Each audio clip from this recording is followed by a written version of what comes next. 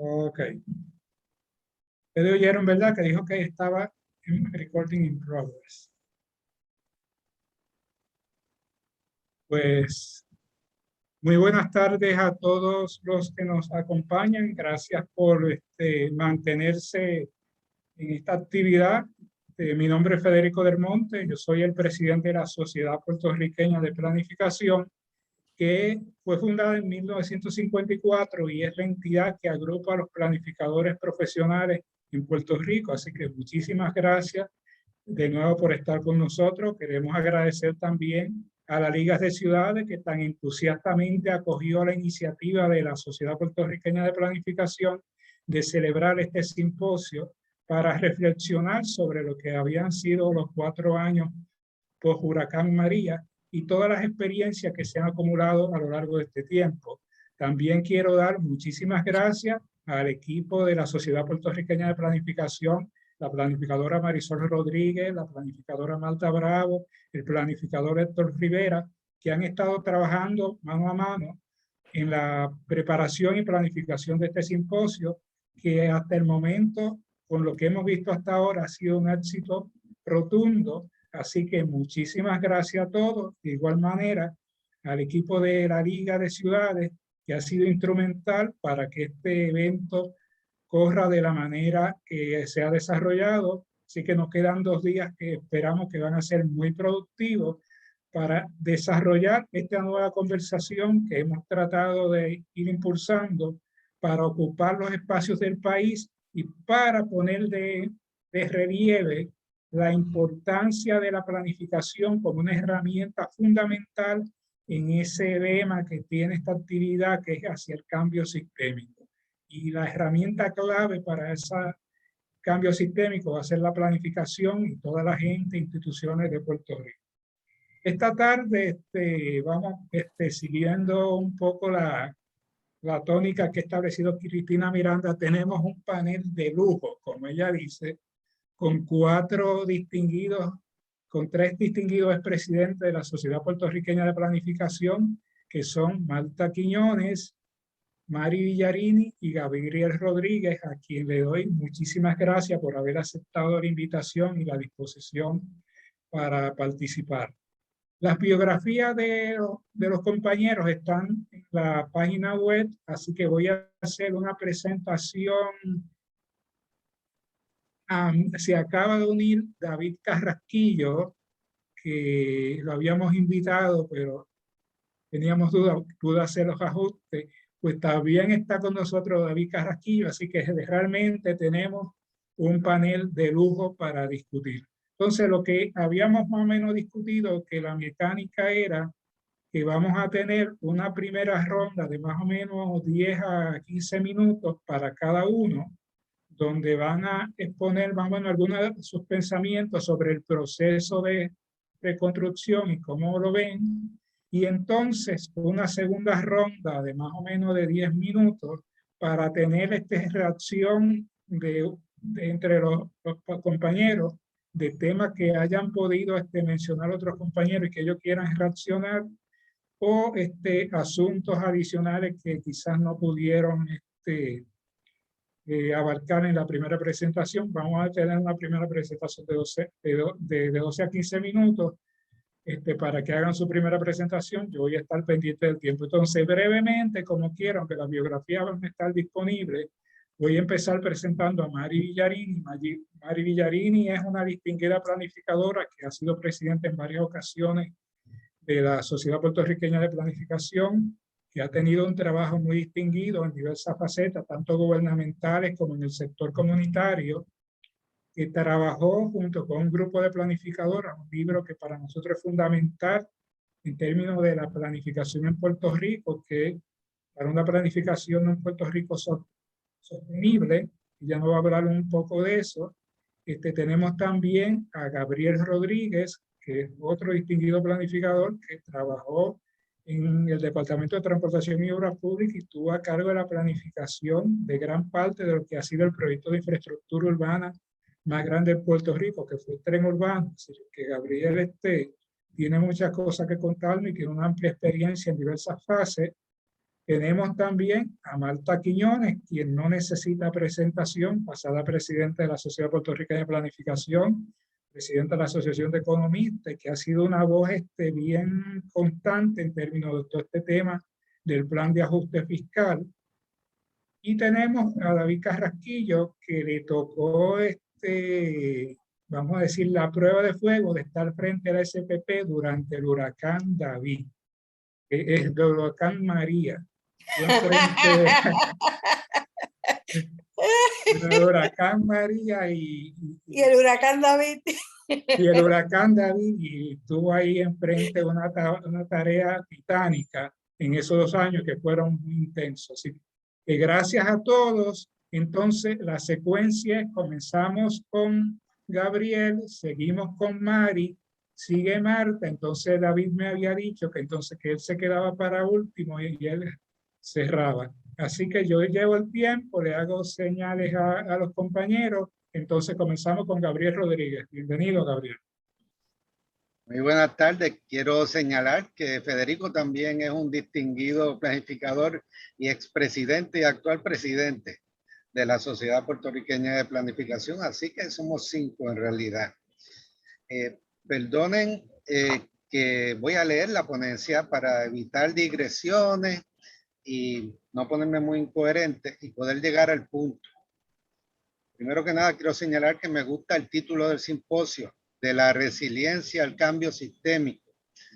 Y más todavía me gusta que ya hay grupos trabajando en esa temática y al ser la realidad, pues 4 años después del huracán María, parece que el país tiene que moverse a cambios mayores, sistémicos, aun cuando en muchos casos todavía no hayamos podido pasar del desastre a la recuperación y menos a la resiliencia. Recordemos, los huracanes del 2018 llegaron cuando hacía años que sufríamos de una creciente incapacidad del gobierno para atender adecuadamente nuestras necesidades de pueblo. La crisis general del sistema político bajo el que vivimos había acabado con su mitología, había matado su modelo económico y ya iba desmantelando la estructura gubernamental. Llevábamos sobre una década de depresión económica y años de crisis fiscal, lo cual generaba una deficiencia crónica de recursos para servicios básicos y deberes ministeriales del gobierno, mientras que aumentaba la pobreza y la desigualdad. Esto se agravaba por administraciones públicas neoliberales, como saben, que gestionaban muchas funciones y responsabilidades básicas de cualquier gobierno, inclusive la educación, la salud, la preparación para desastres y la protección de la calidad de vida y del ambiente, como si fueran gastos que había que minimizar. Algo similar ocurría con diversas corporaciones públicas, que en el pasado habían dado base a importantes progresos en el país y que primero politizaron y luego se desatendieron con vistas a su privatización, en especial la crucial Autoridad de Energía Eléctrica. Mientras, hacía también crisis la moralidad pública, al multiplicarse la corrupción en el manejo de los fondos locales y federales, así como la criminalidad y la violencia, todo con gran impunidad. A todo ese proceso degenerativo del sistema político, económico y social, se le sumó hace exactamente 5 años también el huracán estacionario que llamamos la Junta de Control Fiscal. Esta se apropia de nuestros recursos públicos para financiar su propia operación y para asegurarle ganancias a bonistas buitres, mientras intensifica las políticas neoliberales del gobierno. Así ya se estaba deteriorando el país cuando llegaron Irma y María, 2 eventos naturales que en este contexto se convirtieron en desastres sociales y humanos de magnitud histórica. Claro que luego de los huracanes y del terremoto, el Congreso nos ha ido asignando muchos billones en fondos federales, según ha anunciado repetidamente por los políticos. Pero esos fondos son administrados por FEMA y otras agencias federales y estatales y por la Junta de Control Fiscal, entidades que siguen el librito de instrucciones del capitalismo del desastre, término que se puso de moda luego de María precisamente. Ese librito instruye a los funcionarios a desconfiar de los locales, imponiendo requisitos y trabas procesales innecesarias, para luego ir poco a poco canalizando los fondos a través de una estructura piramidal.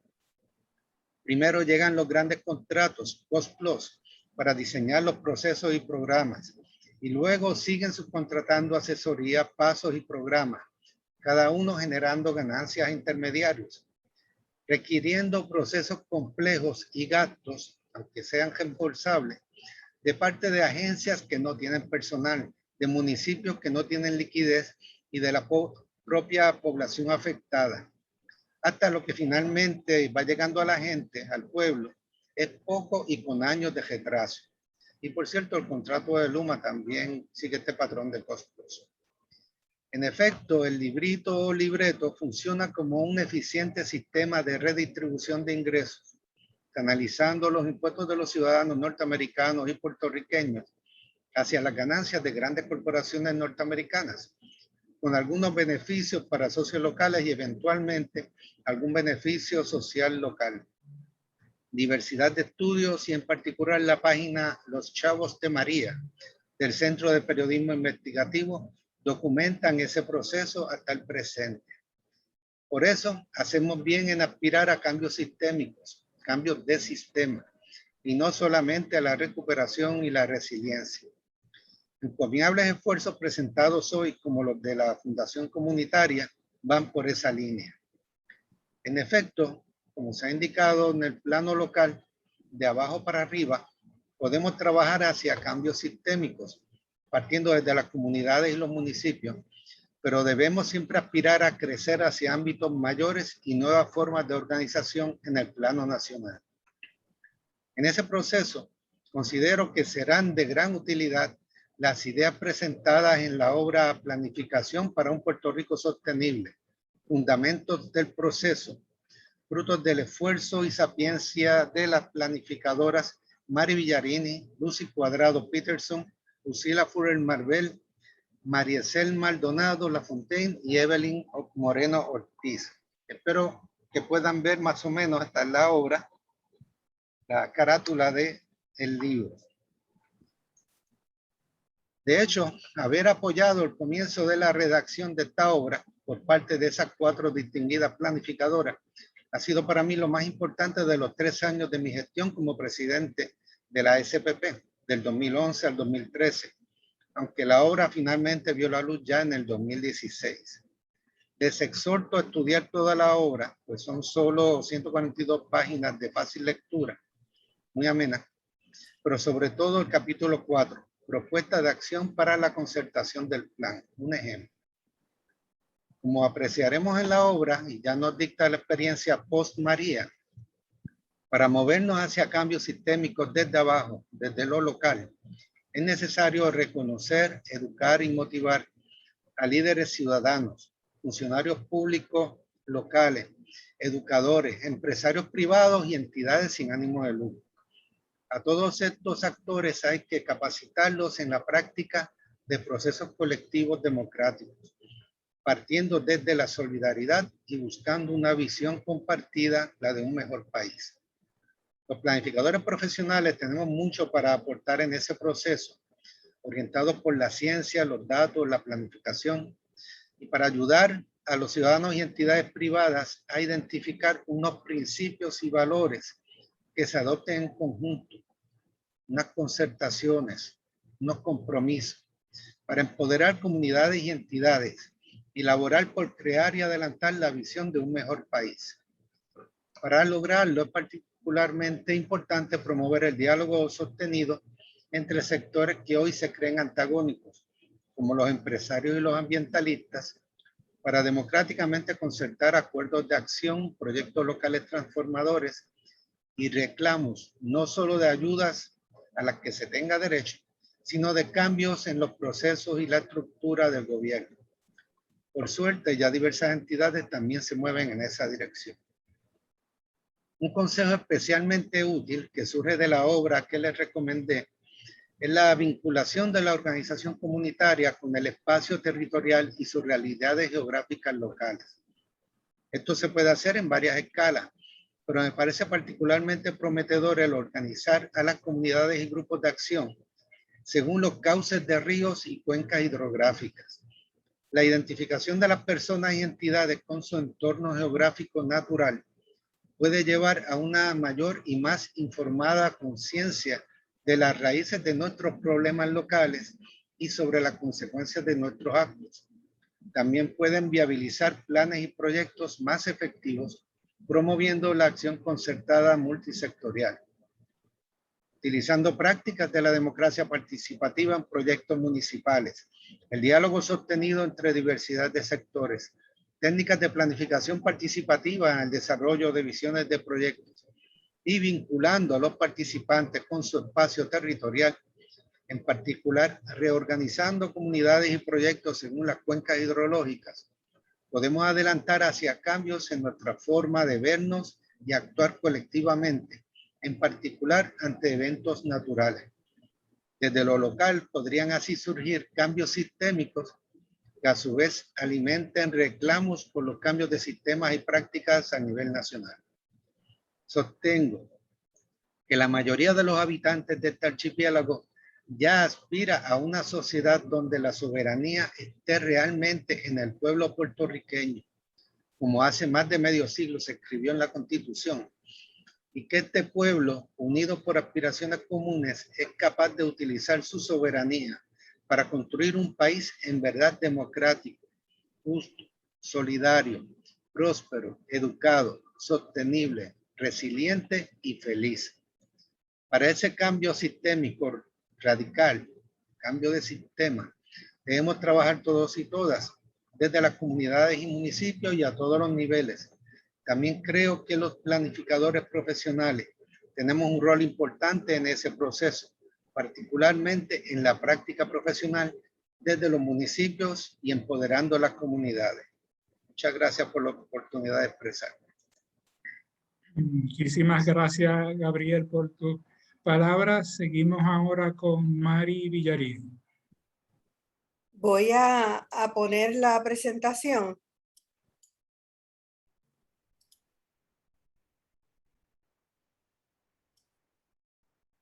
Se ve muy bien. Se ve. Y agradecerle a Gabriel por sus palabras y por el excelente trasfondo que me establece para lo que yo quiero comunicarles a ustedes hoy, que es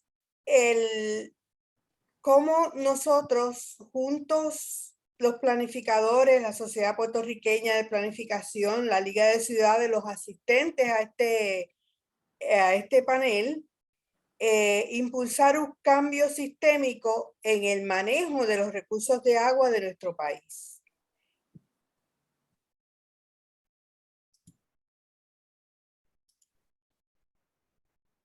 Como ven en la pantalla, 3 días podemos vivir sin agua. Sin duda, es un recurso vital, pues sin agua no hay vida. Este recurso, sin embargo, lo tomamos por sentado.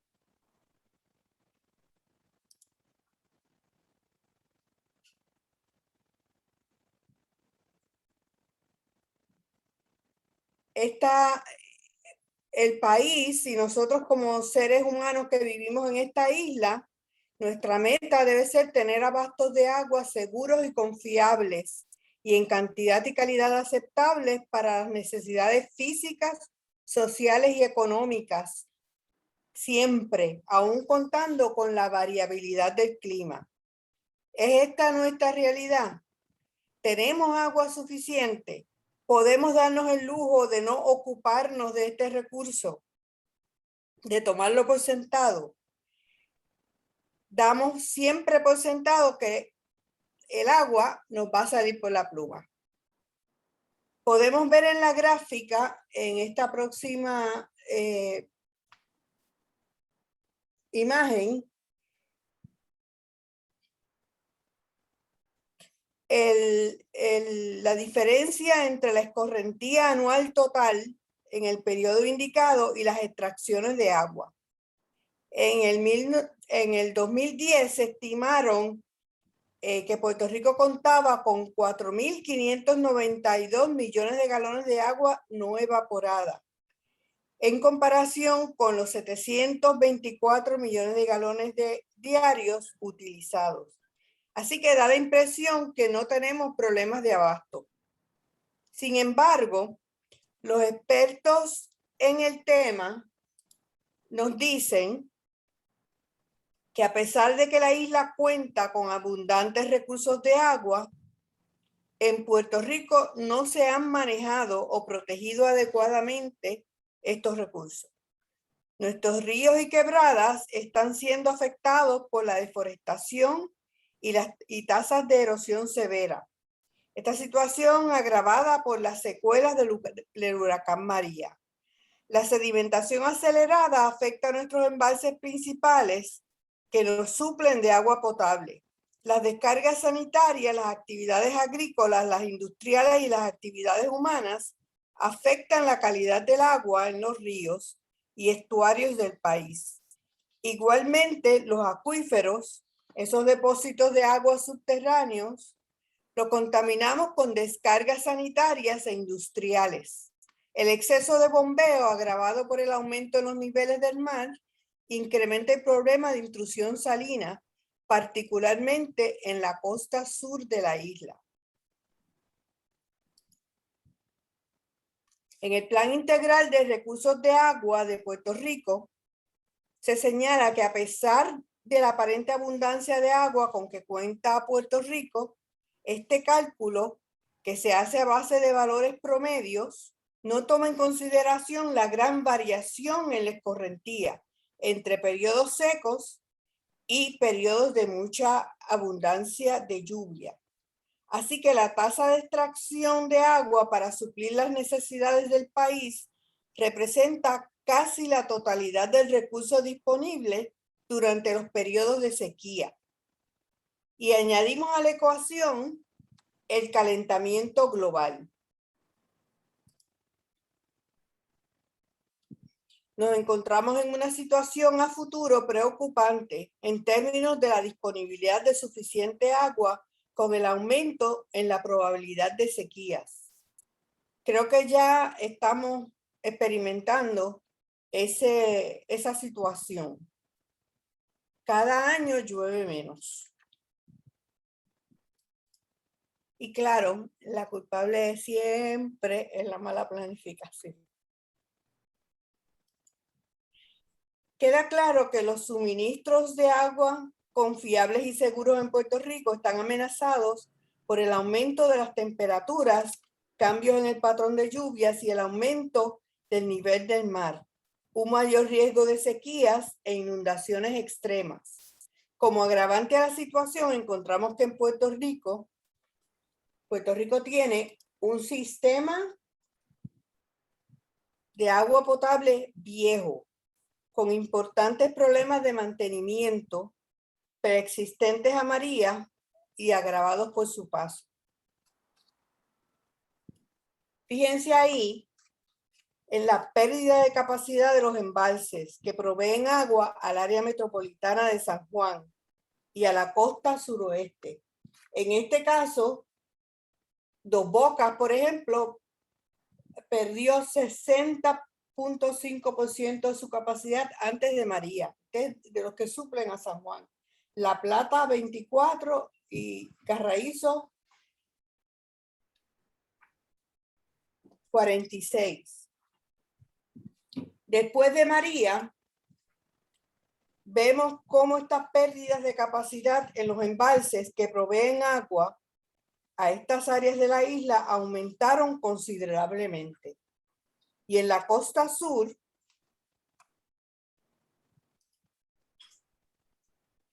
vemos como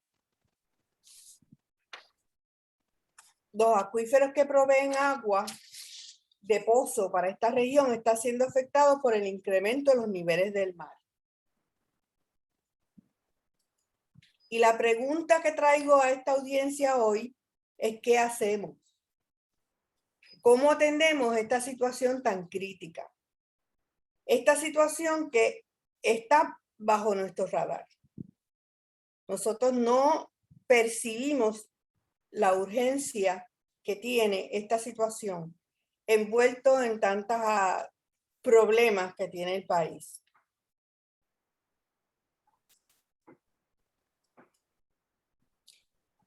Yo quisiera proponer lo siguiente a las organizaciones y grupos aquí presentes.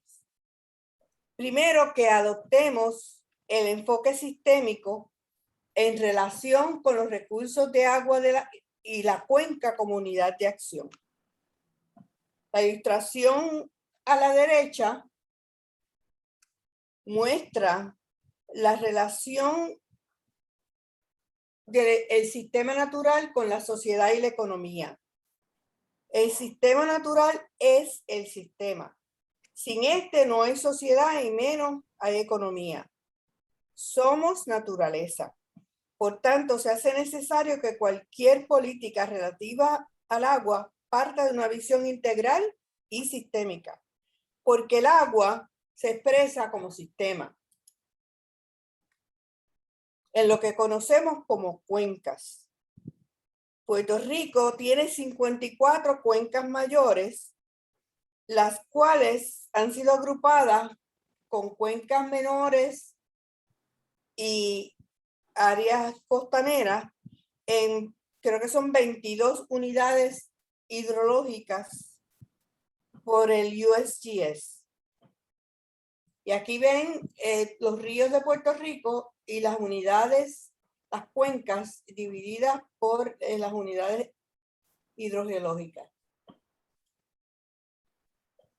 Les traigo un ejemplo del río Cibuco para que vean la cuenca delimitada por el Departamento de Recursos Naturales, que está aquí a la derecha, y la delimitación que hace el USGS de la cuenca, que incluye, además de propiamente la cuenca del río, pues por ejemplo, incluye esta área aquí, que es el sistema de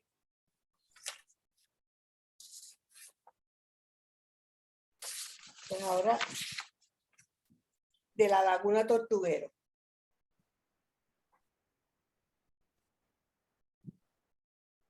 Las cuencas se pueden agrupar en ecorregiones, como se propone en el libro para Planificación para un Puerto Rico Sostenible, del cual nos habló Gabriel. Esta división por ecorregiones, en esa división, la cuenca del río Cibuco, por ejemplo, caería en la ecorregión del noreste.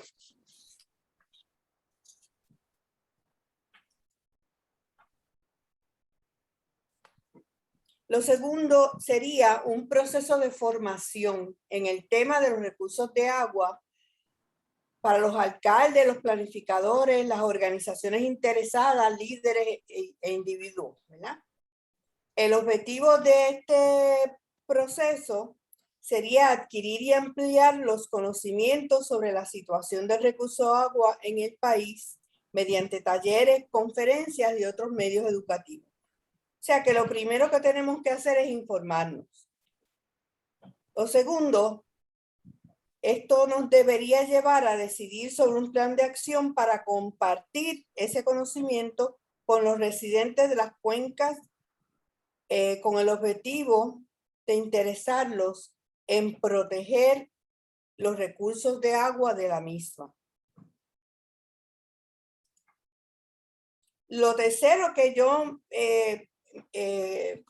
pienso, ¿verdad?, que podría ser es una campaña educativa general y por cuenca.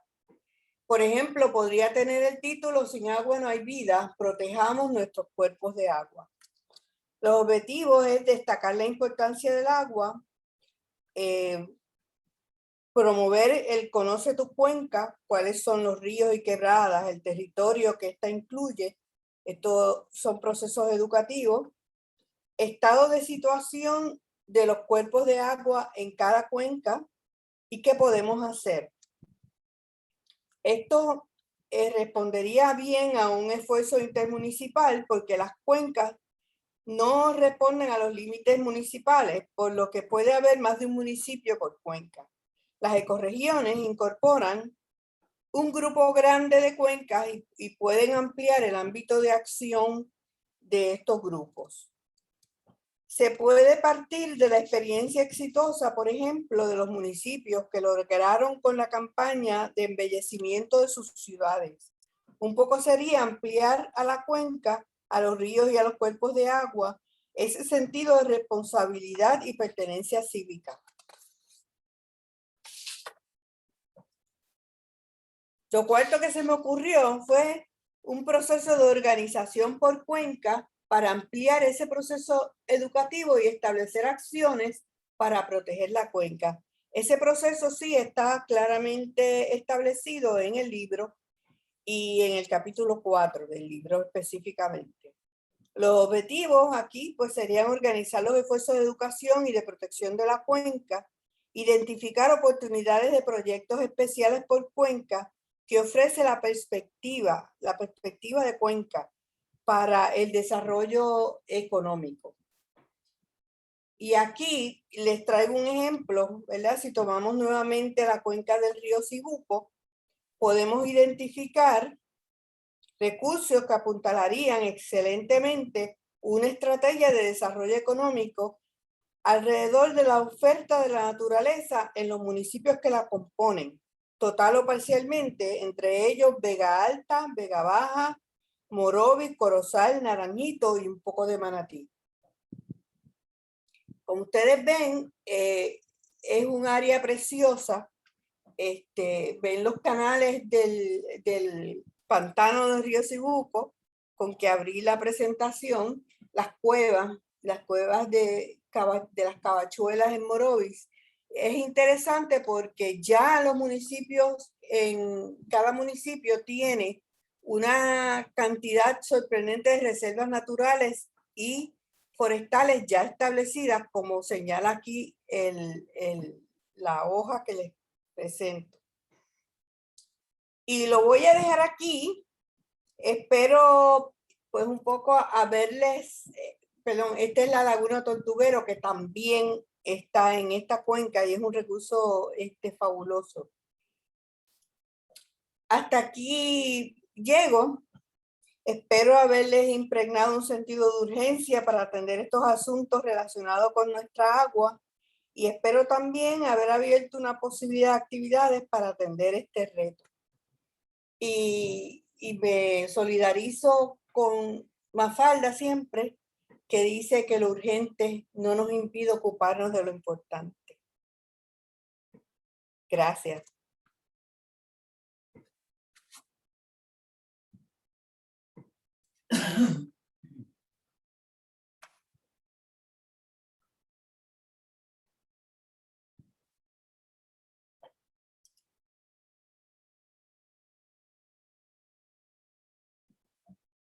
Federico, no te oigo. Perdóname. Gracias, Mari, por tu presentación y seguimos con Malta ahora.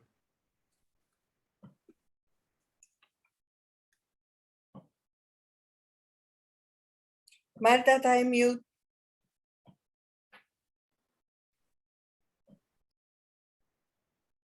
Estás en mute, Malta.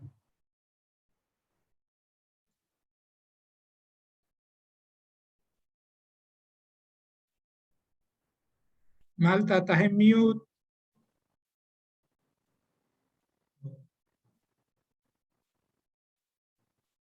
Problema técnico. Cosas pasan.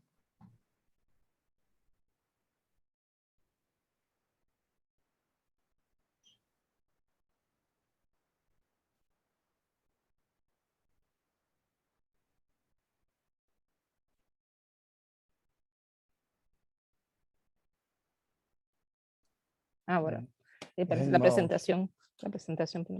Ya pude abrir el micrófono. Ahora vamos para la presentación. ¿Dónde está? Sigamos. Está abierta, supuestamente. Bueno, como quiera. Es importante este asunto que acaban de discutir los compañeros y esta cuestión sistémica nos lleva a repensar qué estamos haciendo con la economía, lo que aparece en la presentación, ¿verdad? Y lógicamente es importante también entender que la vida no es competición, es cooperación, que es el nuevo modelo que tenemos que ir estableciendo. Cosas que tenemos que aprender. ¿Cómo influye la educación frente al comportamiento que tienen las personas ante los riesgos? Y lógicamente no podemos tener un comportamiento donde las personas actúen erráticamente. Así que lo más importante aquí es que esa educación la tenemos que ir transformando por una educación de solidaridad, de mutualismo y de cooperación, y no esta educación donde las personas se ven individuales y no comparten, ¿verdad?, con las otras personas lo que deberían de estar compartiendo. Segundo, la gente reacciona de esa forma porque es lo que le estamos enseñando, el miedo continuo, y no necesariamente a que las personas tengan que reaccionar de una manera diferente. Así que nosotros lo que estamos creando es un sistema colectivo. ¿Están viendo la presentación? Sí. Ok, gracias. Sí. Ya logré el asunto técnico, ¿no? Así que nosotros necesitamos un sistema colectivo, y ahí es que empezamos a reflexionar sobre lo que ocurrió con el huracán María.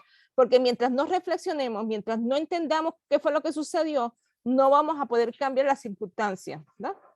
No debemos de hacer este debate de la vida y la economía, porque se escoge la vida o se escoge la economía, y eso no debe ser el debate. Marín nos enseñó un sistema donde primero está la tierra, después está la sociedad y después está la economía montada encima. Y ese es el sistema que nosotros tenemos que ir viendo. ¿Por qué? Porque necesitamos la economía para mantener viva a la gente, pero necesitamos la gente para mantener viva la economía. Por lo tanto, no es hablar de la economía primero, como estamos haciendo ahora en esta época de la pandemia, sino de la vida primero y la economía que sigue, porque la sociedad es la que construye la economía. Así que tenemos que empezar a hablar de vulnerabilidades y riesgos, y que las personas reaccionen ante esas vulnerabilidades y riesgos, porque vivimos en el Caribe, y el Caribe siempre va a tener huracanes, el Caribe va a tener temblores de tierra, el Caribe va a tener épocas de calor. Por lo tanto, tenemos que empezar a vivir con nuestro medio ambiente y a relacionarnos más con lo que tenemos, ¿no? Y salir de la dependencia, no esperar todo el tiempo a que nos vengan a rescatar. Entonces, cuando empezamos a entender las diferencias y las desigualdades, empezamos a ver lo evidente, que la iniquidad existe. Mucha gente decía que después del huracán vieron casas de gente que no habían visto anteriormente, vieron la pobreza en Puerto Rico, vieron la gente que a pesar de que salen a trabajar, no viven en condiciones como deberían de estar viviendo. Personas que se les fue el techo, personas que se destruyó la casa, o que tenían una buena casa y el temblor vino y le destruyó su casa. Así que tenemos que entender esas diferencias y las desigualdades. Tenemos que seguir, ¿verdad?, viendo cómo nosotros vamos a transformar esta sociedad dentro de las vulnerabilidades, que el huracán y el virus nos están enseñando muchas lecciones, y voy a hablar del virus porque estamos actualmente en época de pandemia, y nos están enseñando muchas lecciones de cómo nosotros debemos de reaccionar y cuál es el problema, ¿verdad? Tenemos que aprender a escuchar a la tierra, tenemos que aprender a escuchar lo que está sucediendo, y cuando digo escuchar no simplemente oír sonido, es que el sonido es importante. O sea, esa falta de sonido también, cuando no escuchamos, también es importante entenderlo. Así que los desafíos que nos estamos planteando son que nosotros vivimos desconectados de nuestro planeta Tierra y estamos conectados todo el tiempo a los asuntos económicos, y se nos olvida que la economía la construyen los seres humanos dentro del planeta Tierra. Y ese es básicamente el modelo que nos está enseñando Mari en su discusión que estábamos viendo anteriormente. Lógicamente, entender que los desastres no son naturales, los desastres son creados por los seres humanos. Nosotros fuimos los que creamos las condiciones, somos nosotros los llamados a responder y a educar a las personas sobre cómo enfrentar esas situaciones. Para entender, es importante pensar en la gente y pensar en los problemas, no desde la burbuja de los expertos, porque todavía seguimos viendo que los expertos vienen y nos dicen, esto es lo que queremos, háblenos ahora. Pues debe ser a la inversa, como nosotros todo el tiempo decimos en la escuela de planificación, pero salimos y no lo hacemos.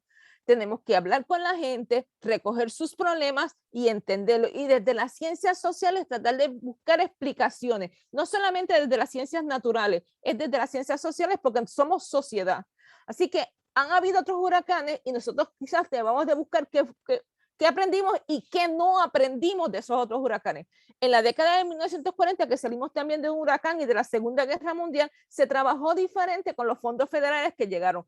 Había visión, se desarrolló primero una visión hacia dónde queremos dirigir el país. Nosotros actualmente no tenemos una visión hacia dónde queremos dirigir el país. Así que, ¿cómo vamos a planificar algo que si no sabemos para dónde vamos? Es lo primero que tenemos que hacer. En el 40 se utilizaron esos fondos para ver todos los efectos externos y se trabajó con los problemas que existían, los problemas de salud, los problemas de educación, los problemas de vivienda, los problemas de infraestructura y los modos de organizar la economía de manera que respondieran a las necesidades de la sociedad.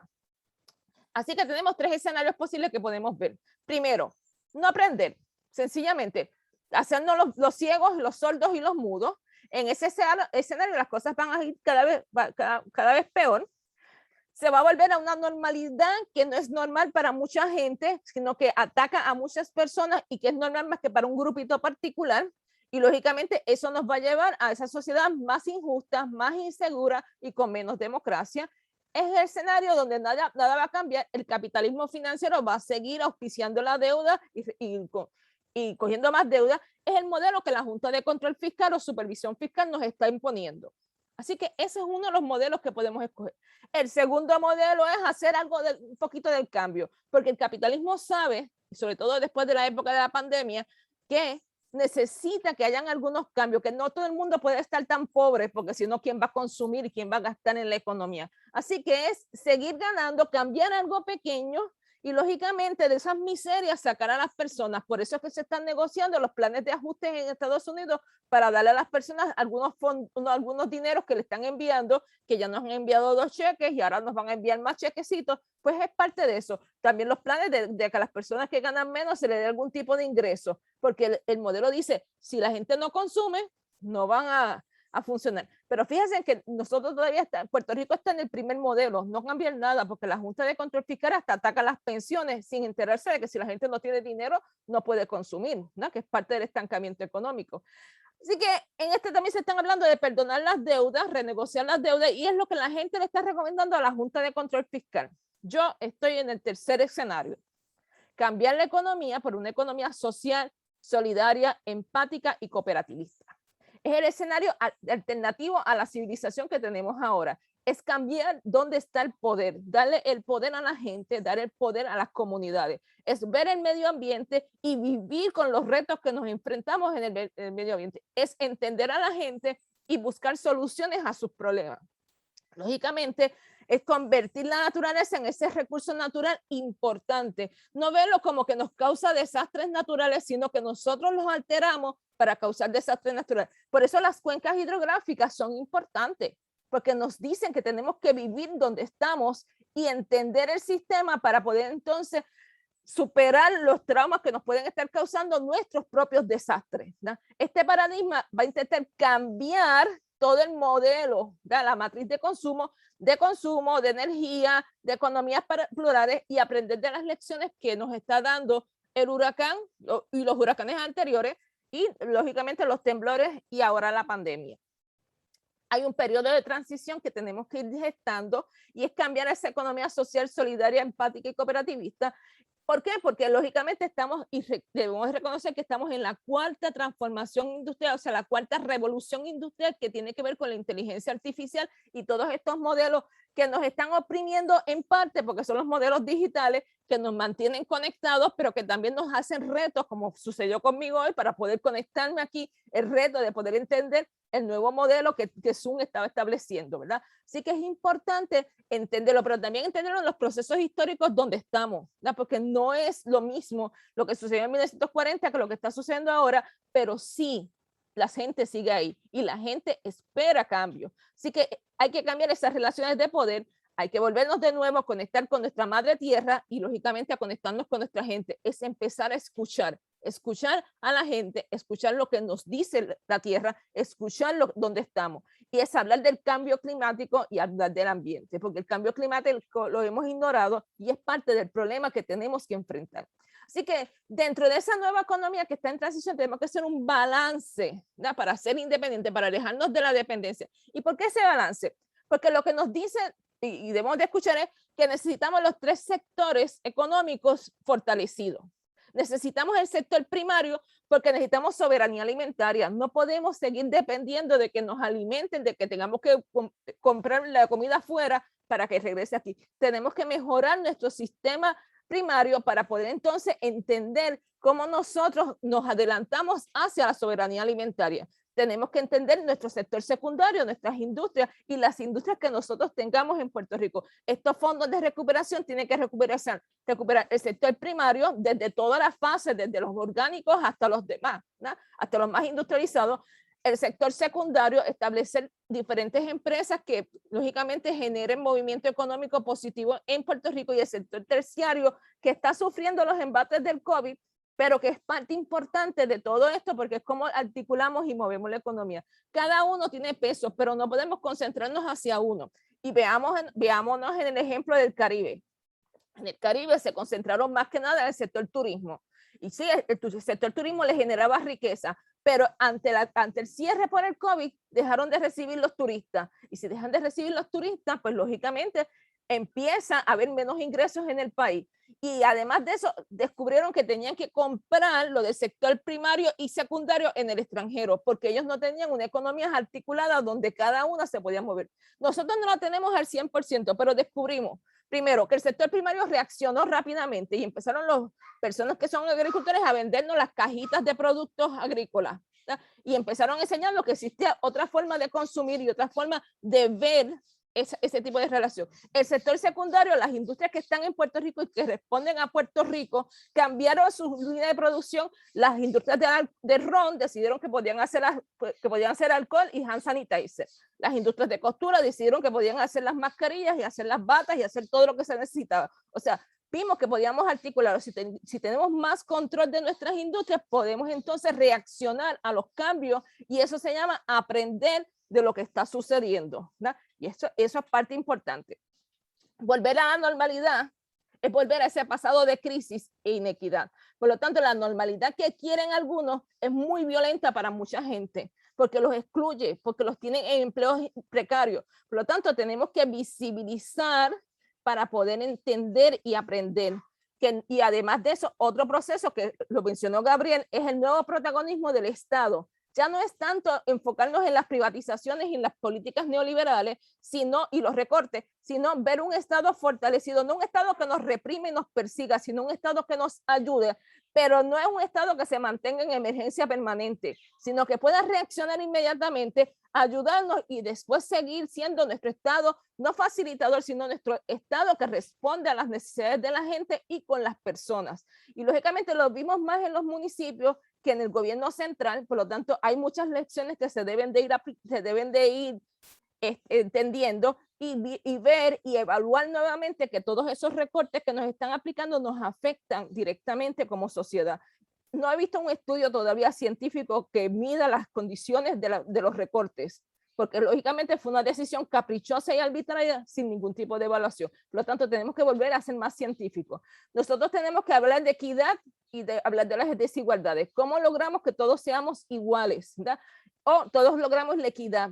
Lógicamente hay personas que están en pobreza, pero también hay personas que trabajan y están empobrecidas. Y eso hay que verlo también. La soberanía alimentaria es nuestro gran reto. La industria energética es otro reto que tenemos que superar, porque sí estaba debilitada, pero funcionaba, porque después del huracán Hugo reaccionaron rápidamente, después del huracán George reaccionaron rápidamente, pero después del huracán María, debido a los recortes que se están aplicando, no lograron reaccionar de la misma manera. Pero cambiamos a Luma, que está peor todavía porque nos mantiene continuamente con apagones selectivos por todos lados, causándonos costos tanto a la sociedad, con costos a la vida, porque hay gente que necesita estar conectada para vivir, ¿no? Y también costos a las industrias, porque si tú no puedes prender las máquinas, lógicamente tienes un efecto multiplicador. Así que tenemos que poder identificar los problemas, los problemas, para poder entonces aprender de lo que está sucediendo.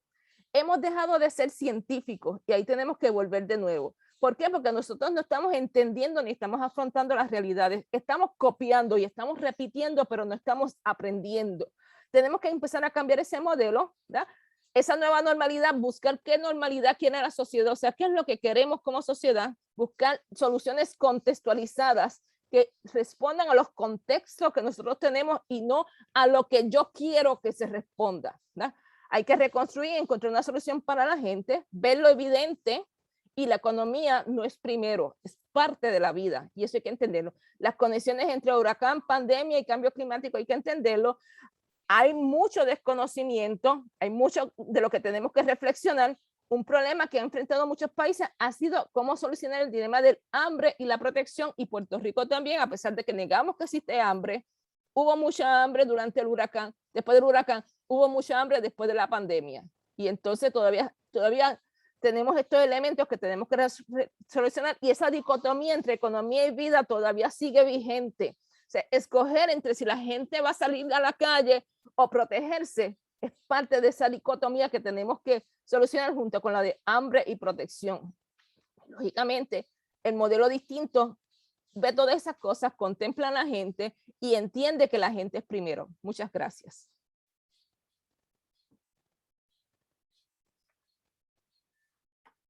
Terminé rápido, pero bueno. Federico, mute de nuevo. Federico, está mute. Excusa. Gracias a Marta por su, la verdad que trae una serie de puntos súper interesantes para discutir amplio y tendido. Quiero hacer una petición, la gente que tenga preguntas, por favor use la función de Q&A para cualquier comentario, lo hagan llegar por aquí. Entonces, Federico, recibimos... David escribió en el chat que no sabe si está conectado como panelista o como espectador. Yo creo que está conectado como espectador. Por eso estaba, Marta Bravo lo está llamando para ver si, y esa era la pregunta que iba a verificar si se había podido conectarse, que Marta estaba tratando de llamarlo. Así que lo que vamos a hacer es que David me debe estar oyendo y Marta también. Si logras, David, acceso, pues entonces, pues nos escribe y entonces, pero para no detenerlo, entonces vamos a seguir entonces, volvemos de nuevo a Gabriel para cerrar algunas cosas y si tiene algunas reflexiones de tanto lo que ha dicho Marta como a lo que dijo Mario. Vamos contigo, Gabriel, entonces. Sí, gracias. El libro que hemos estado haciendo referencia, dos o yo creo que los tres panelistas hasta ahora, tiene en la portada unos árboles y tiene en la contraportada una explicación de por qué están esos árboles ahí. Son árboles de tabonuco. Y dice la explicación, los tabonucos son árboles singularmente adaptados para resistir el azote de los huracanes, a pesar de que crecen en terrenos que hay poca tierra, que es muy rocoso. Pero tienen una red compartida de raíces que no solo le da fuerza para resistir los vientos, sino que también provee para que después del huracán los árboles que mejor sobrevivieron comiencen a nutrir a los afectados. Al igual que el tabonuco, tenemos un arma secreta, la red solidaria donde radica nuestra fuerza colectiva, que todavía invariablemente aflora en los momentos precisos. Nuestra capacidad para la solidaridad es nuestra llave del éxito. Usémosla. Y ese nosotros que está implícito en ese escrito es el pueblo puertorriqueño, que es un pueblo que por cultura, por historia, por naturaleza es solidario. Y el sistema político y económico que tenemos es todo lo contrario a eso. Por eso el cambio sistémico pues, es movernos en dirección a lo que es más natural para nosotros. Y las propuestas, las temáticas que se han estado mencionando van en gran medida por esa línea. De hecho, la propuesta está de organizarnos por cuenca hidrográfica, que parece algo lógico desde la perspectiva de la planificación, porque existimos en un archipiélago con una geografía y una climatología particular. No importa lo que nos pongamos a inventar, si ignoramos esa realidad inmediata, pues no vamos a poder vencer a la larga, nos vamos a pasar de desastre en desastre, como parece que hemos estado. Desastres que no, por enfrentarnos mal preparados a eventos naturales y los desastres sociales, políticos, económicos que nos pasamos generando nosotros mismos o que nos generan. Por eso la organización por cuencas hidrográficas tiene además una importancia particular, no solamente esta que les digo de reconocer nuestra realidad geográfica y climática, sino que también permite que la gente, si se organiza en esos términos, se pueda ver a sí misma de una forma diferente, no de las formas tradicionales de las divisiones políticas y partidistas, sino como seres humanos que comparten un entorno geográfico y un contexto histórico particular. Y una vez la gente empieza a verse a sí misma diferente, a interactuar de forma diferente, sobre todo interactuando de una forma solidaria, proactiva, de vamos a ayudarnos todos a hacer proyectos que nos beneficien a todos, poniéndonos de acuerdo entre empresarios, comerciantes, ambientalistas, educadores, gente con mucho conocimiento que venga de la academia, gente con quizás menos conocimiento formal, pero que trabaja en las comunidades. Eso provee para ir gestionando, ir desarrollando una conciencia colectiva diferente. Y de ahí se puede ir pasando entonces a unas posibilidades de cambio real, porque me imagino que muchos de los que nos escuchan están pensando en lo utópico que somos, cuando en realidad cuando el pueblo que verdaderamente es soberano reclama esa soberanía que tiene, puede hacer cosas bien dramáticas. No solamente marchas que quiten gobernadores, sino que también sobre la marcha del día a día en las comunidades ir desarrollando otro tipo de país. Y en particular, como ya señalaba Marta, desarrollar una economía para la persona humana y no que la gente viva para el sistema económico, sino que la economía se organice para la persona humana y el gobierno también esté organizado para la persona humana. Eso es una posibilidad real si la gente asume ese poder que tiene y decide ejercerlo en los niveles en que pueda, primero lo local, pero puede entonces crecer a través de las cuencas hidrográficas, se podría decir, estas motivaciones, esta nueva forma de sociedad, irse contagiando y creciendo y unirse con otros procesos de nivel nacional. Y nos podemos mover así por etapas, quizás primero un sistema económico mixto en que continúen operando muchas de las empresas, incluso empresas internacionales que viven o que operan en Puerto Rico, pero que vaya dándosele prioridad a la economía de la solidaridad. Las empresas solidarias pueden ser de trabajadores y pueden ser cooperativas, pero también hay empresarismo privado que pone un énfasis en el beneficio social de lo que hace y no solamente en sus propias ganancias. Hay todo un sistema, una teoría económica, la economía de la solidaridad, que ya crea un marco teórico para estas propuestas. Y estos proyectos locales y comunitarios pueden ser un comienzo de irnos moviendo de abajo para arriba, mientras otras cosas se muevan de arriba para abajo. Y como Federico está en estos momentos ocupado, puedo pasarle la palabra directamente a Mari para no seguir monopolizando esto. Mari, si quieres continuar, quita el mute. Quita el mute.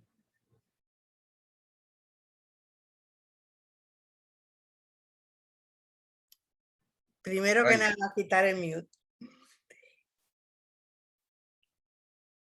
Yo creo que nosotros necesitamos un proceso de sanación, porque ahora mismo todos estos planteamientos parecen cosas como ideales, fuera de lo normal, cuando son cosas normales y como deben ser las cosas. Así que nosotros estamos dañados, estamos afectados por todo este proceso histórico que hemos tenido. Y yo creo que empezar a trabajar juntos para lograr una cosa que es pues importantísima, pero no es política en el sentido chiquito de la palabra, podría ser una manera de nosotros aprender de nuevo a trabajar juntos, a recuperar los valores que nos que tradicionalmente nos han mantenido como pueblo, y que los ataques que hemos tenido por las experiencias que hemos vivido como pueblo se han debilitado. Así que fíjate, yo veo este proceso de esa manera, como un proceso de sanación indispensable para nosotros poder crear un país que sea para nosotros, que sea justo, democrático, solidario y feliz, sobre todo feliz.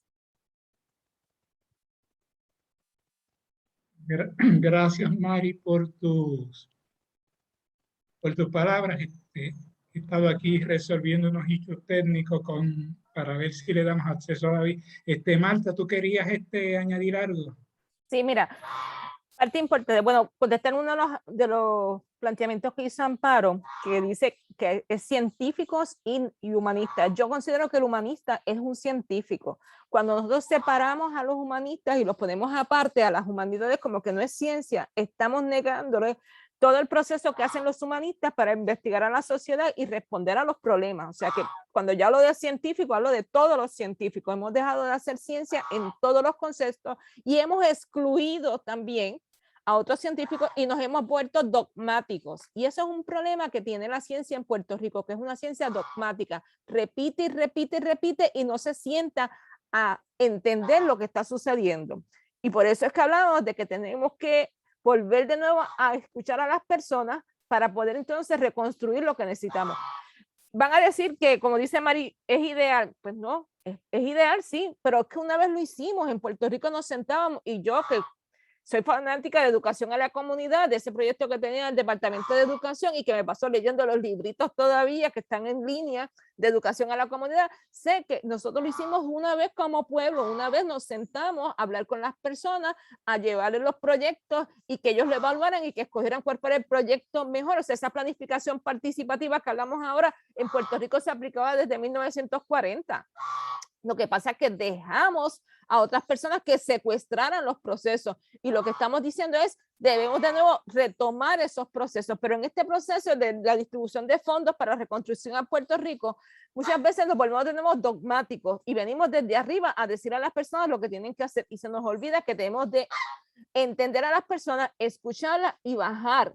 ¿Y qué es lo que la gente quiere? Pues quiere empleo, pues vamos a trabajar con los empleos, pero no son todo tipo de empleos. Tenemos una gran variedad de personas en Puerto Rico y como señalé, estamos en la cuarta revolución industrial, los empleos tienen que responder a la cuarta revolución industrial, pero el modelo educativo también y nos tiene que llevar a esa cuarta revolución industrial.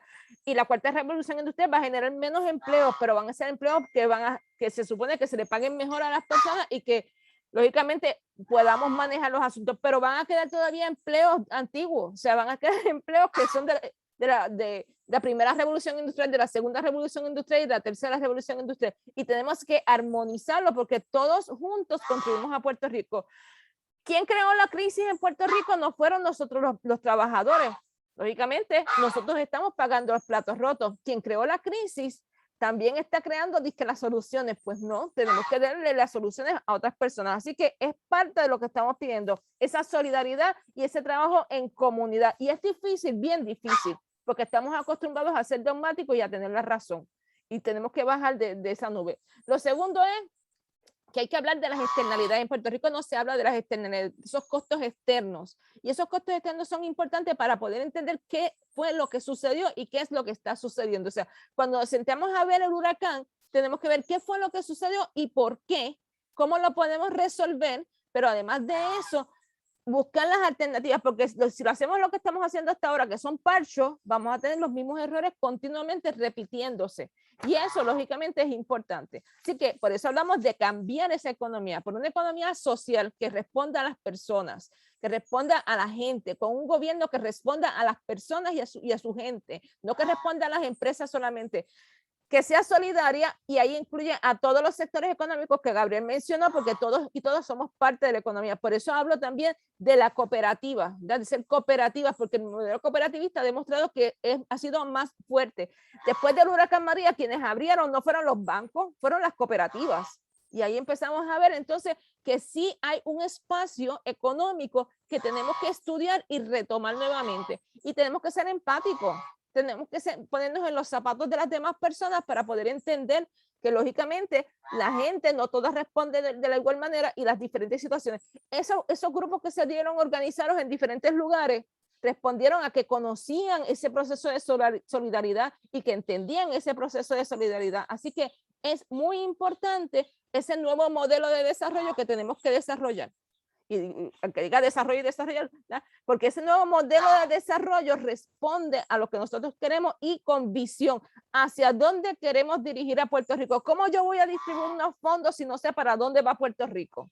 ¿Qué queremos para Puerto Rico? ¿Cuál es la función? O sea, esa visión y esa misión es importante para de las lecciones que hemos aprendido o de las que podemos aprender, establecer ese modelo de ese Puerto Rico, como dice Mari, feliz, ese Puerto Rico donde estemos comprometidos, ese Puerto Rico donde todos y todas respondamos y que nos integre, no nos excluya, que empecemos a integrar y nos comprendamos y en vez de estar separándonos por diferentes cosas, nos unamos como pueblo a defender lo que tenemos y lo que queremos. Muchas gracias. Gracias, Marta. Haciendo el lema de si no lo digo reviento, ¿verdad? Por ahí. Déjame reseñar, meterme en la conversación un poquito. En días pasados hubo una noticia de que la Junta de Directores de ExxonMobil, que es una de las petroleras más grandes, había habido una revuelta de accionistas exigiendo que entraran miembros a la Junta con preocupaciones ecológicas y verdes. Y entonces reseñaban que era una sorpresa que esta gran petrolera de repente hubiese habido una revuelta para exigirle, es decir, la gente exigiendo que se integraran gente con otra visión a la Junta de ExxonMobil. Y los otros días veí también el banco más grande del mundo, es un banco que se llama BlackRock, que es un fondo de inversiones, y que se estaban planteando también por primera vez empezar a medir en los inversionistas que tienen la huella de carbono. Es decir, que estamos viendo que cosas que hace quizá 3 o 4 años eran inimaginables, están sobre el tapete. Y es que yo creo que todo el mundo ha tomado conciencia de que hay que cambiar el rumbo. Las señales en el planeta están ahí. Y lo que trae Malta, lo que trae Mari, lo que trae Gabriel es que hay que abrir esa necesidad de hablar. Y que vamos a hablar con gente que no piensa como nosotros. Esto no es el Día de las Madres, pero que tenemos que concertar y en ese sentido los planificadores nos han entrenado mucho para eso, porque no hay alternativas perfectas, pero hay que reconocer, como dice Marta, dice Gabriel, dónde estamos, cuáles son nuestras debilidades y cuál es nuestro proyecto como país. Entonces yo creo que para mí, yo estoy prejuiciado, ¿verdad? Ha sido el mejor panel de lo que va de la actividad, porque precisamente se trata de eso, es decir, y esa es la fortaleza de la planificación, que es plantear que nos tenemos que sentar a la mesa para debatir diferencias. No es que vamos a estar todos de acuerdo, pero debatir diferencias a base de conceptos científicos y racionales, no debatir diferencias sobre dogmatismo o cosas que vienen de otra vía. Pues quería decir eso, Gabriel, Mari, si quieren añadir algo. David entró ya por David fin, entró, sí. Federico. Aleluya. Así que pues puede entrar, vamos. bienvenido sea. Bienvenido, adelante, David. Pues saludos, disculpa todos los problemas técnicos que tuve que conectarme, pero ya estoy aquí. Pude escuchar todas las ponencias, así que puedo reaccionar a ello. Mi presentación, que no es una presentación, en realidad quiero simplemente traer unos temas a colación, va a ser un popurrí, y quizás va a ser un poco más en temas más prácticos, ya que pues todo los pasados quizás 5 o 6 años para mí son el mismo proceso. El título, como bien mencionó y abrió Gabriel, pasar de resiliencia a cambios sistémicos, pues definitivamente es la línea correcta, a mi parecer, ya que pues incluso estoy en récord con un escrito criticando un poco la narrativa de la resiliencia Es un escrito que se publicó hace un par de años se llama La tormenta después de María, la tormenta post María. Lo pueden buscar por ahí. Pues nada, simplemente voy a ir por encimita de unos temas que me parece que son sumamente importantes para la coyuntura donde estamos. Mi tenure, mis 4 años como presidente de la Sociedad Puertorriqueña de Planificación, pues fueron años súper tensos. No solamente incluyó el huracán, pues fue también los años donde se aprobó el plan de uso de terreno, se aprobó la reforma de permisos, se trabajó todo lo que tiene que ver con los mapas de calificación, hubo como 4 o 5 versiones de reglamento conjunto, y encima de eso, también vino pues el huracán Irma María, y posterior pues los terremotos y otros desastres, porque todavía estamos lidiando con ellos. Me parece que es sumamente importante hacer un paréntesis en todos estos procesos de la reforma de permiso, mapa de calificación, reglamento conjunto, y los procesos de vistas públicas.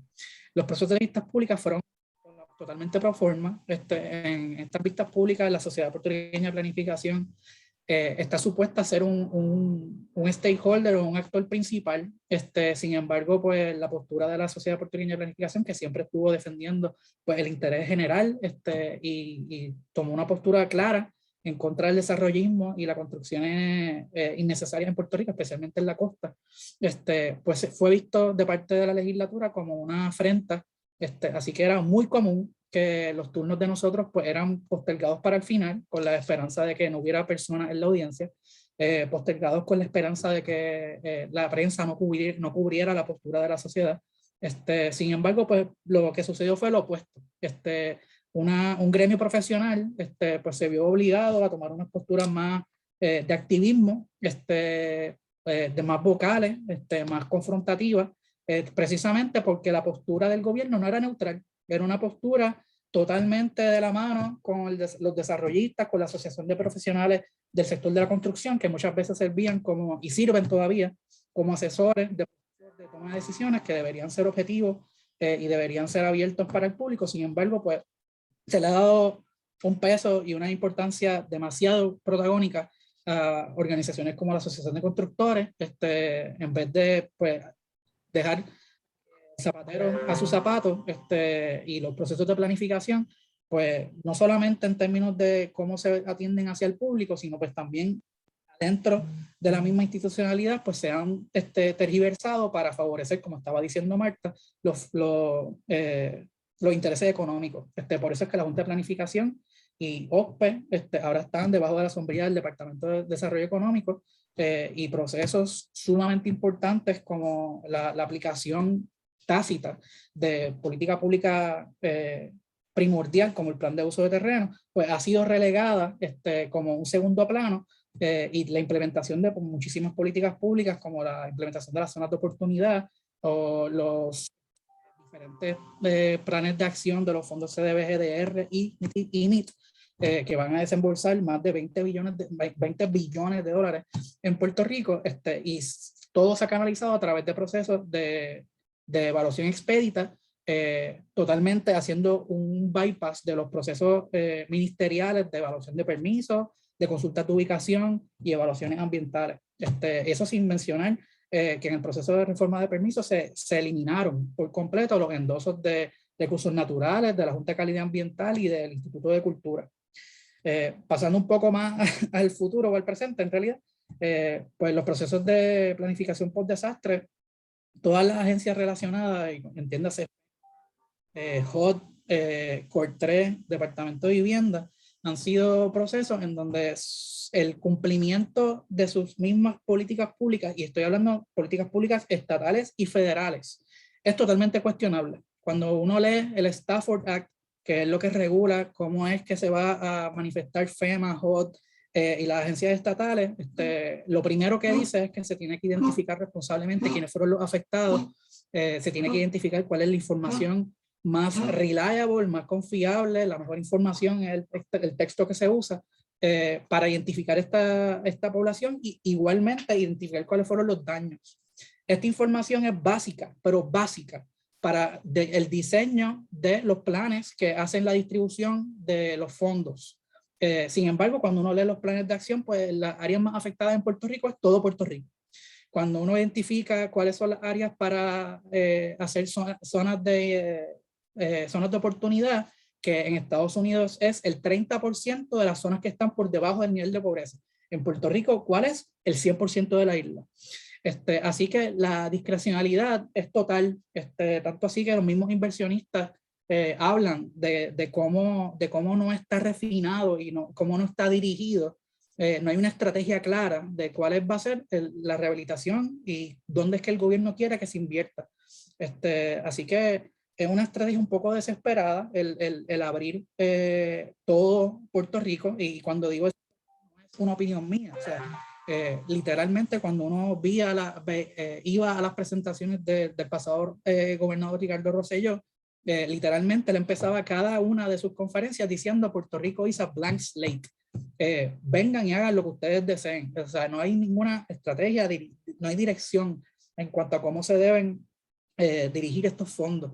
Y eso al final, pues, ¿en qué repercuta? Pues tenemos problemas crónicos como, por ejemplo, la cantidad, el inventario enorme de propiedades abandonadas, y tenemos todos estos programas y ninguno atiende el problema. Tenemos poblaciones que tienen problemas serios en cuanto a decidir si van a permanecer o no en esas comunidades. Sin embargo, pues quieren poner los bueyes al frente de la carreta y entonces decidir proyectos de mitigación antes de que haya procesos de planificación comunitaria, que ahora, con la liberación del programa integral de planificación para la resiliencia, ahora es que se van a atender. Sin embargo, pues ya hay listados de proyectos aprobados de mitigación sin que las comunidades puedan tomar esas decisiones y pasar por el proceso de decidir qué van a hacer, qué van a hacer de forma colectiva. Así que ciertamente en una coyuntura en donde aún ya, o sea, al día de hoy nosotros ya vamos por la 7ª enmienda del plan de acción de los fondos CBDR. Sin embargo, todavía no hay un acuerdo de cómo es que se va a organizar el Consejo de Asesoría Ciudadana, el cual ya tiene una segunda versión de guía operativa. Sin embargo, pues está inoperante, no se ha reunido en un año. Así que la participación en estos procesos ha sido sumamente limitada, siempre dándole un espacio protagónico a sectores que tienen unos intereses muy claros para seguir construyendo y para seguir desarrollando cosas que no necesariamente son necesarias. Y entonces, pues tú tienes programas como R3, en donde se le están dando vales de $150,000 a familias para que se muden a casas nuevas. Y esto es una subvención brutal, directa, no solamente a los desarrollistas, sino también al sector financiero de los bancos, que no han parado de ejecutar casas. Ya se acabó la moratoria, nos encontramos en un proceso sumamente complicado, en donde no hay unas herramientas claras que se le vaya a dar a la población para lidiar con todos estos problemas que se han autoinfligido por la falta de la política pública, reconocer cuáles son las necesidades de la población. Así que simplemente quería lanzar esa complejidad de los procesos post-desastre, sin antes de ceder la palabra a Federico, mencionar por encimita algunos problemas que yo creo que son transversales en esta discusión, como por ejemplo la transparencia, el acceso a la información, la ignorancia total en cuanto a cómo manejar la información del censo. Incluso el censo sucedió de forma súper atropellada y en ningún momento el gobierno hizo ninguna instancia a la población para que participaran, lo cual ha llevado a que nosotros no sabemos qué tan confiables son los datos de este censo que pasó ahora durante una pandemia, en donde pues, la gente recibió una cantidad de visitas exorbitantes de parte de los censistas, sin un norte claro de hacia dónde iba toda esa información. Una lección sumamente importante que hemos visto en los pasados años es que el activismo es sumamente importante que vaya de la mano con la planificación. Así que los planificadores hasta cierto punto somos intérpretes de toda esta información para simplificarla y para popularizarla, para que las personas pues, hagan con eso lo que ellos entiendan. El mejor ejemplo que yo he visto es que para el proceso de los mapas de calificación, que ha sido, a mi entender, un logro brutal, porque se logró paralizar la implementación de esta herramienta que no tenía mandato en ley para hacerse. Es la primera vez, por lo menos en mi tiempo, yo no sé antes de que yo naciera, pero estas son las primeras 2 manifestaciones que se hicieron públicamente en temas de planificación. Las manifestaciones fueron dirigidas a la Junta de Planificación, una, y la otra fue dirigida a la gobernadora en aquel momento, Wanda Vázquez, y las dos tuvieron tremendo éxito, mucha participación, y se ha popularizado el que la gente, estos temas que son muchas veces muy áridos de planificación, pues que se discutan. Yo he sido parte de, me atrevo a decir, cientos de charlas en plazas públicas, en escuelas, en diferentes ámbitos en donde la gente tiene sed de entender estos temas para entonces entender cómo pueden impactar de alguna forma o incidir. Así que el cabildeo, que muchas veces es una palabra mala en Puerto Rico, pues es algo que es esperado de los ciudadanos, es algo que es esperado del sector de las sin fines de lucro. En mi experiencia en mi trabajo actual con Hispanic Federation es que las organizaciones y los individuos piensan que eso es algo que solamente hacen las corporaciones con mucho dinero para mover intereses. Pues no, el cabildeo es algo que debemos educarnos en cómo hacerlo, y en cómo hacerlo de forma abierta, cosa de que cada vez se inspire más gente en hacerlo. Así que, reforzando lo que estaba diciendo tanto Mari como Marta, definitivamente parte de lo que tenemos que incorporar en estas discusiones es cómo adaptarnos al cambio climático, y cómo incorporar problemas crónicos como el abandono y los destrozos públicos. Y cierro con esto. Un tema que siempre pasa desapercibido, pero está detrás de todo lo que está pasando en los temas de planificación, es la deuda. El proceso de por qué se presentó los mapas de calificación y por qué la Junta de Planificación está obsesionada con presentar reglamentos conjuntos que no pasan el crisol de vistas públicas, de la ley, es simplemente para crear un andamiaje para hacer una reforma contributiva. Los cambios de calificación le están añadiendo artificialmente valor a todas las propiedades de Puerto Rico. En una coyuntura donde nosotros estamos ahora, nosotros deberíamos estar experimentando un decrecimiento, una baja en el valor de las propiedades, para atender pues, la falta de poder adquisitivo que tiene nuestra ciudadanía. Sin embargo, se está haciendo lo contrario, simplemente para poner en un plan de ajuste fiscal el que nosotros como plan de repago es una reforma contributiva que le va a añadir aún más el peso a la clase media puertorriqueña que está tratando de conseguir vivienda o desarrollar negocios, y se le va a poner un impuesto adicional. Eso sumándole al aumento de la luz, al aumento de los peajes, a la falta de servicios. O sea que al final, pues mi conclusión es que, y es la conclusión que he llegado en los últimos pasados 5 o 6 años, estamos pasando por algo que no ha pasado en la historia de la humanidad anteriormente, en donde simultáneamente estamos en un proceso de reconstrucción y de rehabilitación de la población, mientras a la misma vez estamos en un proceso de austeridad. Eso no es congruente, y de alguna forma esa narrativa tiene que salir a la luz pública para que de alguna forma la sociedad puertorriqueña tenga una forma de decidir hacia dónde nos vamos a dirigir, ya que obviamente los partidos tradicionales que han estado ocupando el poder pues no hablan de una forma transparente y clara hacia el pueblo de cuáles son las intenciones de las políticas públicas que están implementando. Eso.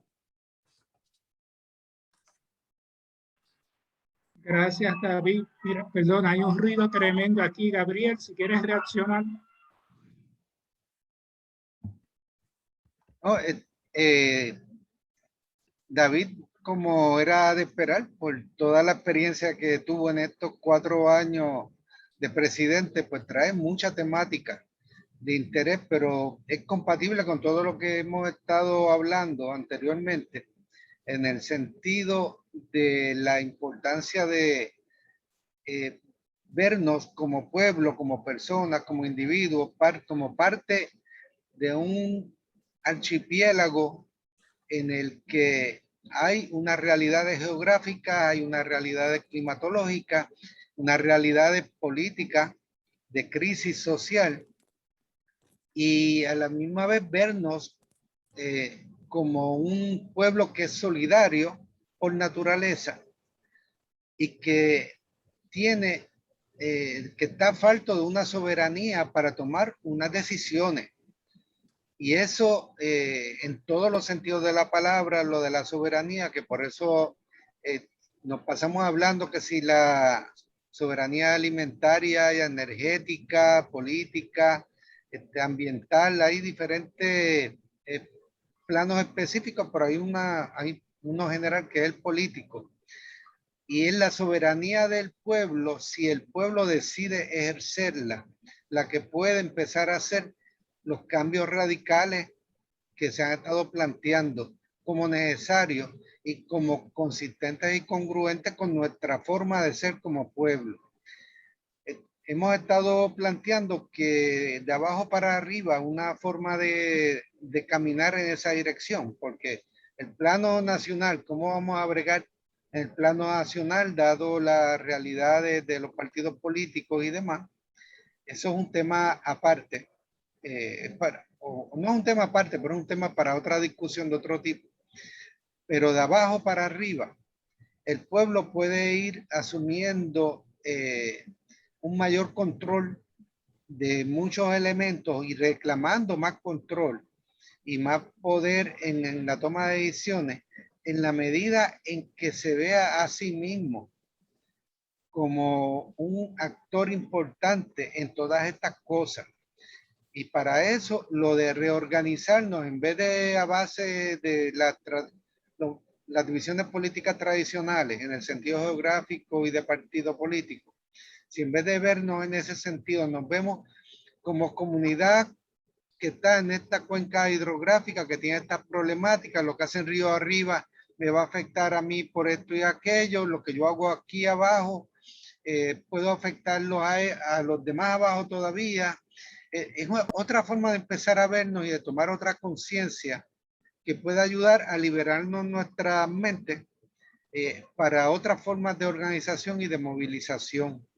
Porque como vamos, la inercia y toda la fuerza del sistema nos empuja a seguir cayendo cada vez más en ese proceso que dice David, de mientras tratamos de empezar una recuperación por desastres políticos, económicos y naturales, y pues estamos a la misma vez sometidos a unos procesos de austeridad, de control, de cada vez mayor enajenación de nuestros activos y posesiones, pues para poder empezar a desviar ese proceso. La gente misma es la única que lo puede hacer, tomando esa conciencia que puede promoverse con los programas y enfoques que hemos planteado para el tema del agua, por ejemplo, y que se ha planteado en el tema energético con las comunidades solares y el Queremos Sol, y en el plano de la soberanía alimentaria, por el lado de la agricultura, en la medida en que la gente deje de verse como simplemente la víctima de todo este proceso y empiecen a verse como posibles actores que cambien las cosas en este plano o en aquel otro plano, y a nivel geográfico pues ir creciendo a nivel municipal, la comunidad, el municipio, la cuenca hidrográfica, podríamos empezar a movernos en la dirección de salir de esta espiral de deterioro en que todavía seguimos metidos. Mira, tengo dos preguntas para los cuatro panelistas. Las voy a leer las dos y entonces me las... primero hay una felicitación de la compañera Luz Cuadrado Peterson sobre el énfasis en la educación holística y en el cooperativismo. Pregunta Sandra Velázquez Rivera. Hay que mencionar la centralidad en el Estado de los permisos relacionados a los proyectos de reconstrucción, dejando fuera a los municipios. Y Gabriel Quiñones pregunta, saludos al panel y a todos. Excelente panel, muchas gracias. Me gustaría saber la opinión de todos los panelistas en cuanto al tema de si los planificadores deberíamos entrar en el proceso directo de las tomas de decisiones, puestos políticos, conociendo la realidad política partidista en nuestro país. Los que quieran contestar. Sí, puedo picar adelante. En cuanto a la centralidad y la relación con los municipios, pues de nuevo, la deuda es un catalítico que muchas veces pasa desapercibido. Todas las exposiciones de motivos de todas las leyes que se han aprobado en cuanto a estos temas en los pasados 5 o 6 años todas hablan de la complejidad del proceso de permiso y de cómo los planes a nivel municipal, que es política pública especial desde el 91, pues complican el proceso de la expedición de permiso y de evaluación.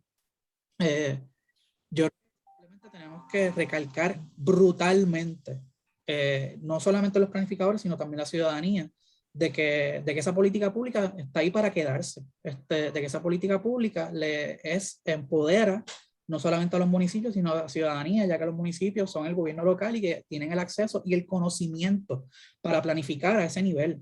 Una persona de Minilla no sabe si el proyecto que se está presentando en Jayuya es bueno o no para la comunidad, punto. O sea, eso es un dato. Así que eso de salida tiene que ser algo no negociable. Esa es la premisa que se utilizó para la reforma de permisos y para hacer una orden ridícula de homogeneizar las calificaciones, de bajarlas de 300 y pico que existen en los diferentes planes, en su derecho y autonomía que tienen como municipio autónomo, a bajarlas a 21. A 21. ¿Cómo es posible el que se piense que la conservación de la bahía que sea lo mismo que conservar el bosque, el bosque modelo o el jardín botánico? No, no es lo mismo. Cuando tú hablas de calificaciones, en donde tú estás hablando no solamente de qué tipo de uso, sino también de parámetros de construcción y de densidades, pues hay que tomar más en serio ese asunto. Y esto no es algo que solamente sea un mal de la legislatura. Cuando tú ves las posturas de todas las direcciones ejecutivas, de todas las secretarías, de todas las agencias, pues es bastante, para mí, evidente de que es algo concertado. O sea, no hay forma de que el Departamento de Recursos Naturales emita una certificación para que se flexibilicen las exclusiones categóricas, porque sí, eso fue un mandato. No hay razón por la cual el director de OC pues vaya públicamente a un foro y diga: mi trabajo aquí no es evaluar permisos, mi trabajo es acelerar que los permisos salgan. Eso es absurdo, están incumpliendo con sus mandatos en ley. O sea, a estas personas fácilmente se les puede citar y quitarle las licencias, si las tienen, porque muchas veces hasta las leyes para estos puestos también le han quitado las instancias para que sean decisiones colegiadas, le han quitado los endosos necesarios de las diferentes agencias. O sea que no hay otra palabra que algaretismo. El algaretismo que se ha fomentado en la política pública en los pasados años es ridículo. Es ridículo. Así que estas posturas de que la ley dice eso, así que hay que cumplirla, pues también hay que cuestionarlo en algunos casos. Nosotros pues tenemos que ser más activos en participar de las vistas públicas, tenemos que ser más activos en promover el que la gente conozca qué es lo que está escrito en estas leyes, especialmente al principio de los cuatrenios. Cuando empiezan estos gobiernos, pues en los primeros 2 meses están aprobando 70, 80 leyes que están prescritas y prediseñadas por grupos de interés que invirtieron en las campañas de estas personas. Eso tenemos que estar sumamente claro. Y la otra pregunta de que si los planificadores deberíamos estar más involucrados en los procesos de toma decisionales y entrar en los procesos políticos, pues definitivamente. Definitivamente tenemos que reconocerle que los planificadores estamos en una posición de privilegio en donde tenemos acceso no solamente a los datos, sino también tenemos acceso a herramientas para transformar esos datos en información, que muchas veces pues subestimamos el poder que tiene eso. Sin embargo, pues eso es sumamente poderoso. Así que los planificadores pues no deberíamos ser estas personas que estamos detrás en las sombras y que nadie sabe lo que estamos haciendo. Todo lo contrario, deberíamos ser personas que estamos sujetas a la evaluación y la crítica de la población. Así que nosotros, todos los planificadores, deberíamos sentir la presión que por lo menos yo siento de que todos los días tengo que estar disponible para no solamente hablar con la prensa, sino hablar con escuelas, con cursos universitarios, con periodistas, con todas las personas que estén en una posición ya sea de aprender o de amplificar la voz de los planificadores y del bienestar común, que al final pues eso es lo que se supone que todos los planificadores siempre estamos persiguiendo.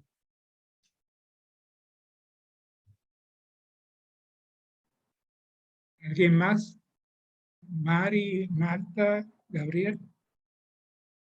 Bueno, yo lo único que tengo para decir ahí, ¿ya?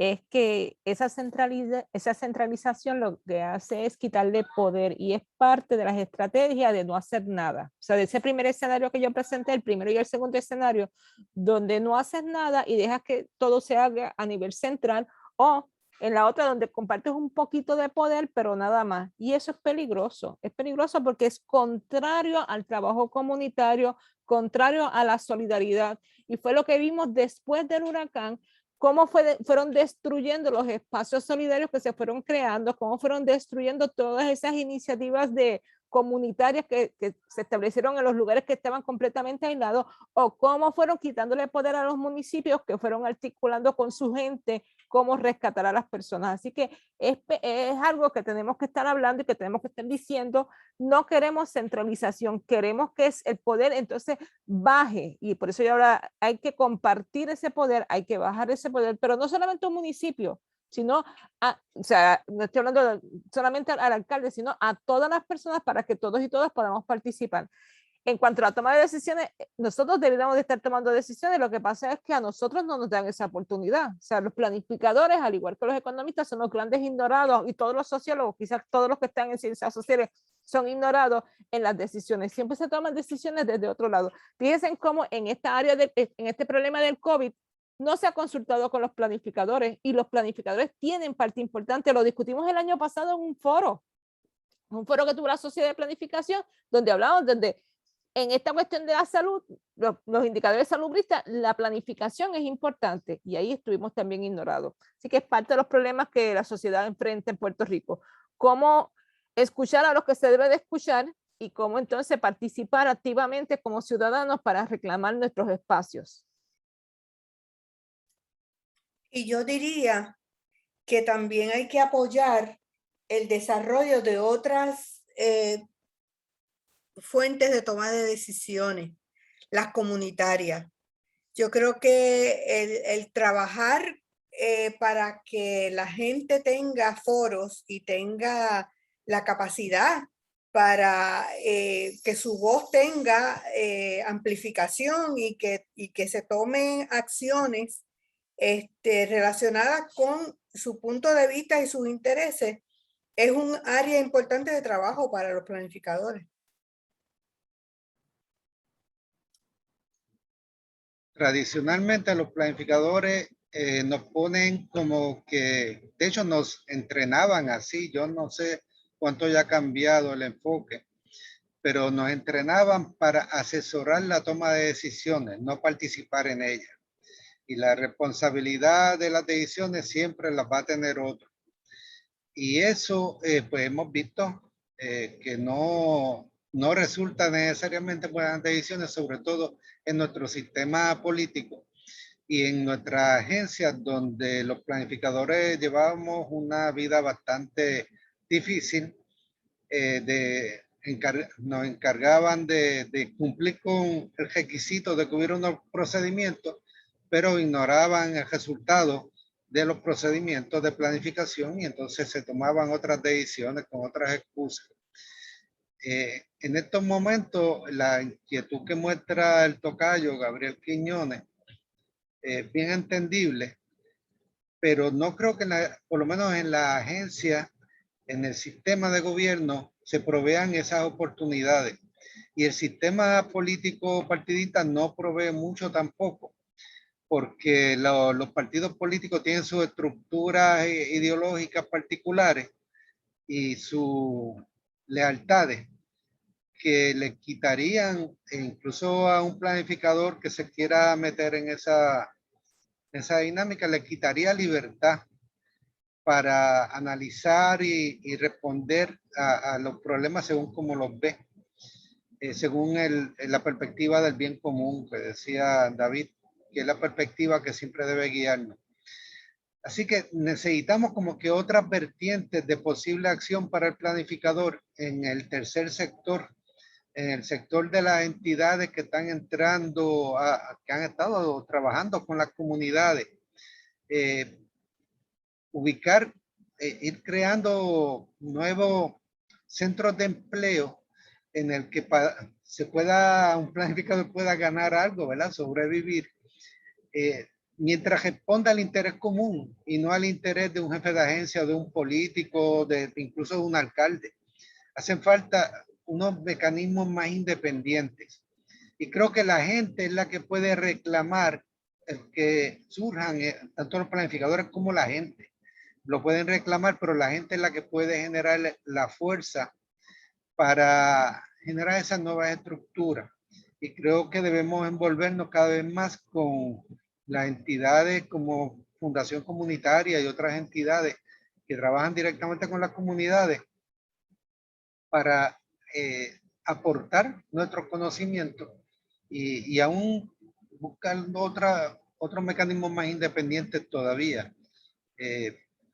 Quizás observatorios un organismo relacionado con la Sociedad Puertorriqueña de Planificación o independiente de ella, en que se concentren unos recursos y unas capacidades que orienten al público, como está el Centro de Periodismo Investigativo, que orienten sobre la naturaleza de los problemas y le presenten al público opciones reales de cómo adelantar sus propios intereses y no solamente lo que quiera imponer el gobierno. Bueno, gracias, Gabriel. Vamos entonces a darle las gracias a todos los participantes. Yo he estado mirando aquí el icono de la gente que está conectada y como dicen, no se ha ido nadie. Es decir, han llegado, empezaron 40 y pico y los 50, tenemos más de 50 personas conectadas. Le vamos a dar las gracias. Les queremos recordar a todos también que hoy a las 6 está el panel de planificación y los jóvenes, que fue un panel que sugirieron el sector más joven de la profesión, que lo han organizado con mucho cuidado, así que, y que va a ser yo creo que una continuación de este panel, así que los exhorto que resuelvan algunas cositas y a las 6 de nuevo vuelvan y se conectan porque tenemos el sector de los jóvenes y la planificación en otro panel que va a estar muy interesante. Gracias a todos los compañeros por haber sacado su tiempo, por sus comentarios. Creo que ha sido excelente panel. Para mí es el mejor panel hasta ahora, aunque me acusen de estar prejuiciado. Así que muchas gracias y un abrazo. Recuerden que todos estos paneles se van a grabar y un poco lo que dice David también para constituir todo esto en piezas de educación que se puedan seguir viendo y poner a disposición. Bueno, un abrazo a todos y cuídense mucho y los que estén por ahí nos vemos a las 6. Saludos a todos.